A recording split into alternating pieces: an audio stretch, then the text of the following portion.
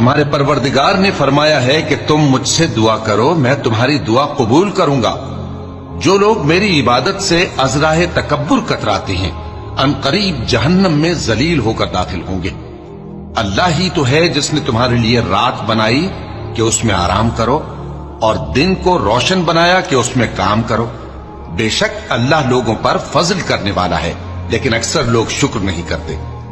یہی اللہ تمہارا پروردگار ہے جو ہر چیز کا پیدا کرنے والا ہے، اس کے سوا کوئی معبود نہیں، پھر تم کہاں سے بھٹکائے جاتے ہو؟ اسی طرح وہ لوگ بھٹکائے جاتے تھے جو اللہ کی آیتوں سے انکار کرتے تھے۔ اللہ ہی تو ہے جس نے زمین کو تمہارے لیے ٹھہرنے کی جگہ اور آسمان کو چھت بنایا، اور تمہاری صورتیں بنائیں اور صورتیں بھی اچھی بنائیں، اور تمہیں پاکیزہ چیزیں کھانے کو دیں۔ یہی اللہ تمہارا پروردگار ہے، سو اللہ رب العالمین بہت ہی بابرکت ہے۔